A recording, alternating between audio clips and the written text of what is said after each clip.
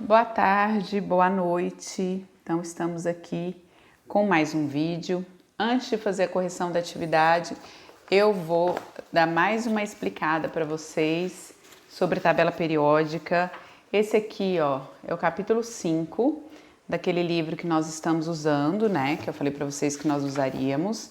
E eu vou contar um pouquinho mais sobre a classificação periódica dos elementos químicos. Bom, lá no século XIX, com o grande aumento de conhecimento de elementos químicos, né? Eles começaram a classificar, a reconhecer cada vez mais os elementos químicos presentes na natureza.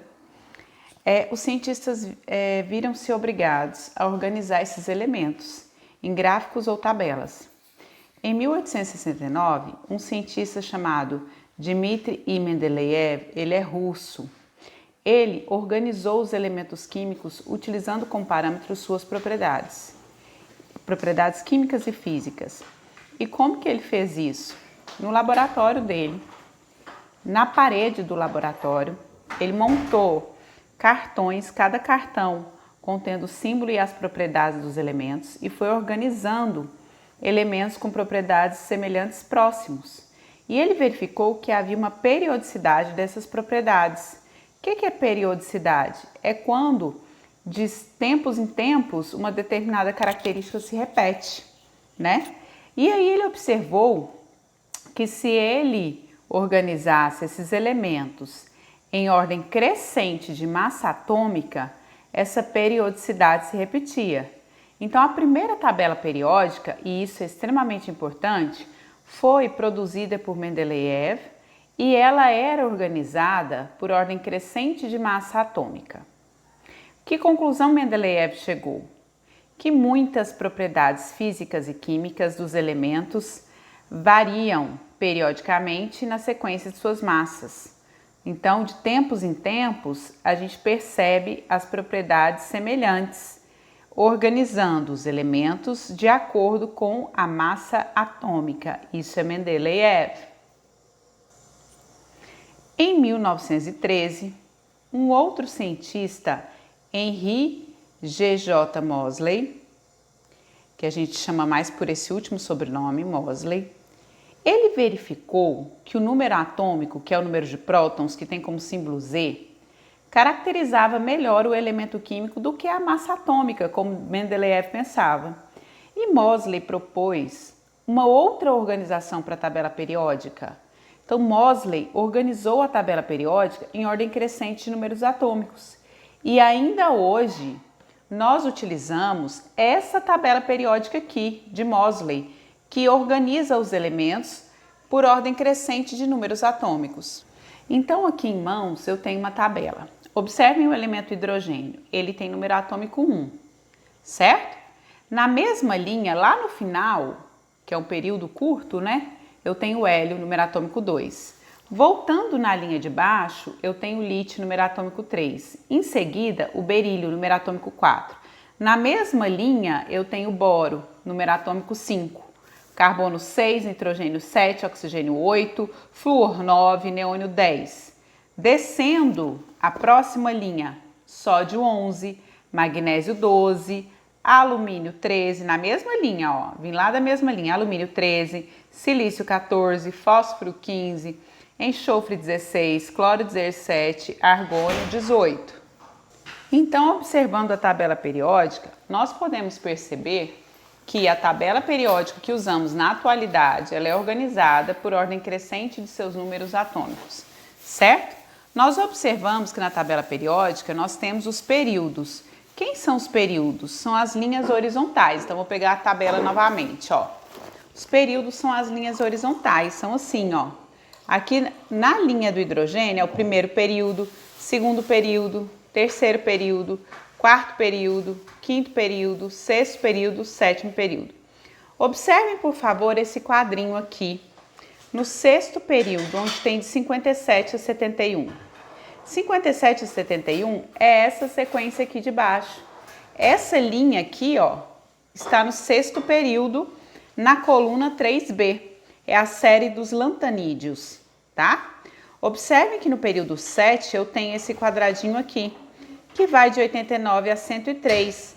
Eu tenho aqui, então, a série dos actinídeos, que também pertence à coluna 3B, ou à coluna 3, e aqui está no 7º período.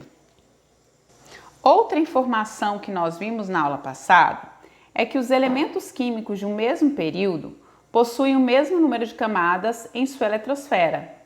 Então, quem está no primeiro período tem uma camada só na eletrosfera. No segundo período, 2 camadas na eletrosfera. Terceiro período, 3 camadas na eletrosfera e assim por diante. Nós temos então agora na tabela as colunas, que também são chamadas de grupos ou famílias. Os elementos químicos presentes em uma mesma coluna possuem propriedades químicas semelhantes. Então, gente, quem é da mesma coluna é da mesma família. E quem é da mesma família possui propriedades químicas semelhantes, certo?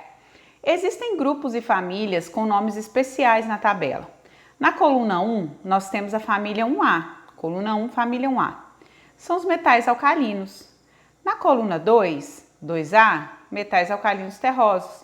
Na coluna 16, também chamado de família 6A, são os calcogênios. Na coluna 17, que é a família 7A, nós temos os halogênios. E aqui na coluna 18, que é a família 8A, nós temos os gases nobres. Eles são chamados assim porque eles não reagem com outros elementos químicos na tabela periódica. Então, nós temos o seguinte, olha só, a família ou as famílias A. As famílias A da tabela periódica são os elementos representativos. Como assim representativos? Representativos são aqueles que a última camada da eletrosfera tem o mesmo número de elétrons que a família onde ele se encontra. Por exemplo, quem é da coluna 1, família 1A, tem um elétron na última camada. Quem é da coluna 2, família 2A, tem 2 elétrons na última camada. Quem é da coluna 13, deixa eu mostrar para vocês, ó. Olha essa tabela. Nessa tabela que eu peguei, nós temos em vermelho o número da coluna. Família 1A é uma numeração antiga, não recomendada pelo IUPAC, mas muito usada por alguns autores e aparecem também em algumas tabelas, né, como essa. Então, família 1A, família 2A. Aí, vocês vêm aqui desse lado, ó, na coluna 13. Família 3A, família 4A, família 5A, família 6A, família 7A, família 0 ou 8A. Então, quem recebe o A são os elementos representativos. Observem que aqui, gente, nós temos a família dos Bs. A família dos Bs são os metais de transição. E as séries dos lantanídeos e actinídeos, eu tenho os metais de transição interna, certo?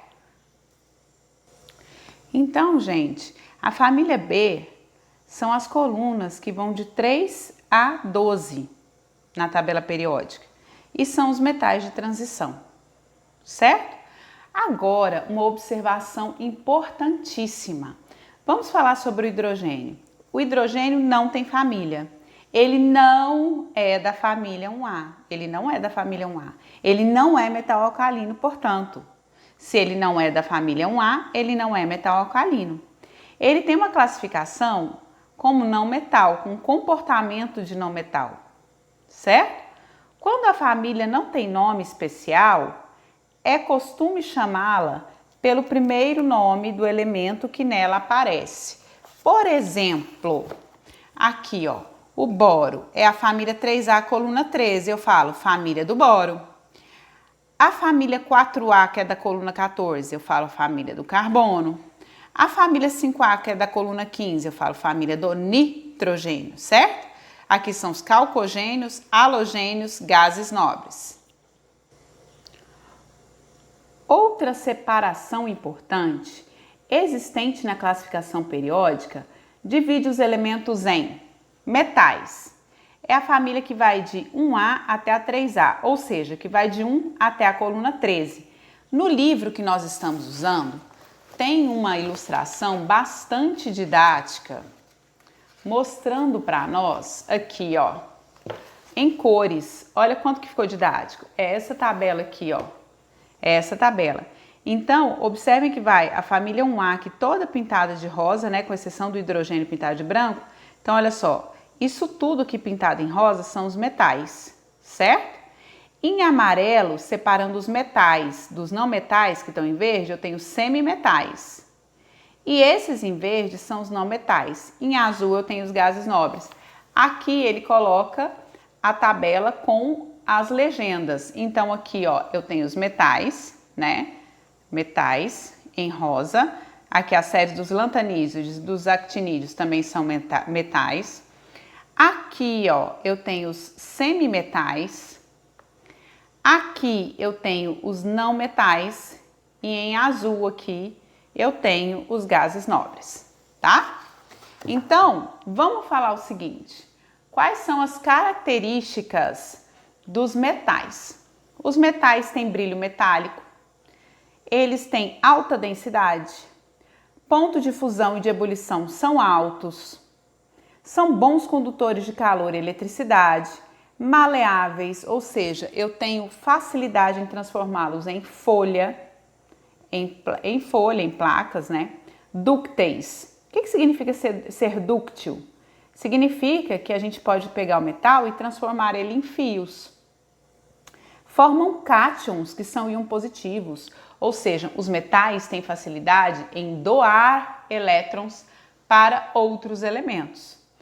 Os não metais são os elementos que vão da família 4A até a 7A, ou seja, da coluna 14 até a 17. Possuem propriedades opostas aos metais. Então, eu vou colocar uma aqui muito importante, ó. Formam ânions. O que significa formar ânion? São íons negativos. Então, eles têm facilidade em receber elétrons. Semimetais.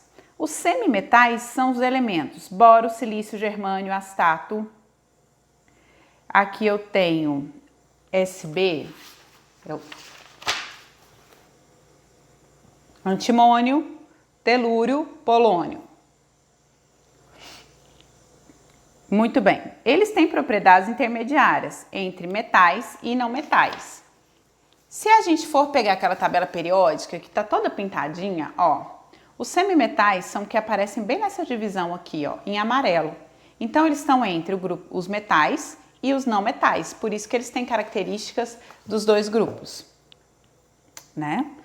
Os gases nobres. Os gases nobres, que é a família 8A, que é a última coluna da tabela periódica, eles têm uma característica muito importante.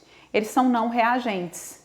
Eles são não reagentes, pois são estáveis. Eles não reagem com outros elementos químicos.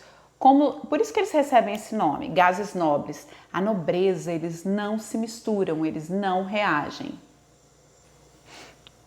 Na tabela periódica, há elementos naturais e elementos artificiais, certo? Então, vamos pegar aqui a tabela periódica.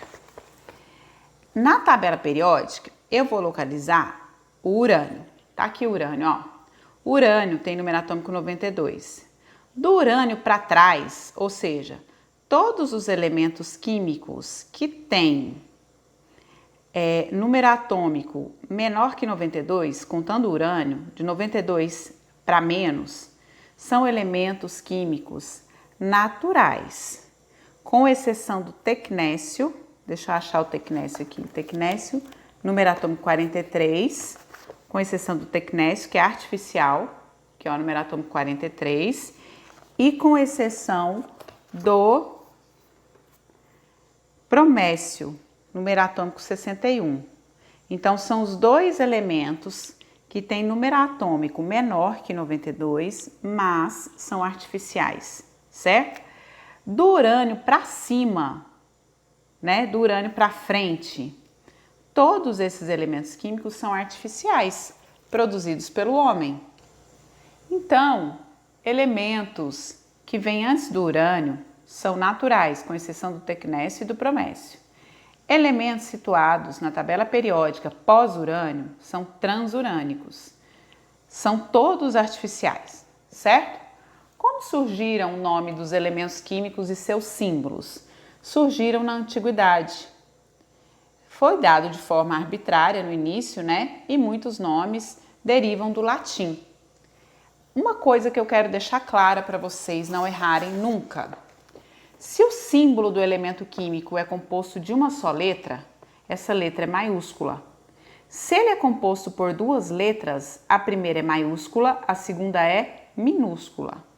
Não escrevam as duas maiúsculas e nem as duas minúsculas, está totalmente errado. Assim como nós temos as regras para escrita em português, nós temos as regras para escrita em química. E elas têm que ser obedecidas, porque senão vocês vão ser corrigidos, né? Perder ponto em algum lugar, certo? Comigo mesmo perde ponto quem não souber escrever, porque eu estou ensinando. E aí, outra coisa que levou a dar o nome dos elementos químicos é lembrar de alguma propriedade desse elemento ou onde ele foi encontrado, como por exemplo, polônio. O polônio, quem deu o nome para o polônio foi a Marie Curie, que foi a pessoa que o descobriu. E ela era polonesa. Ela deu o nome de polônio. Também pode ser dado em homenagem a algum cientista importante. Tem elemento que chama Rutherfordio, em homenagem ao Rutherford. Olha que nome bonito, Rutherfordio. Vamos lá procurar o Rutherford. Deixa eu ver se aqui não, aqui é o ródio. Rutênio.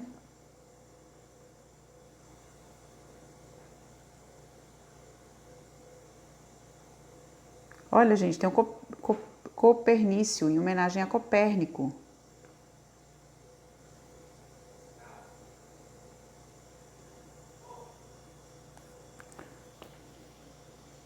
Aqui, ó, achei o Rutherford. É o elemento 104 da tabela periódica. Ele está no 7º período.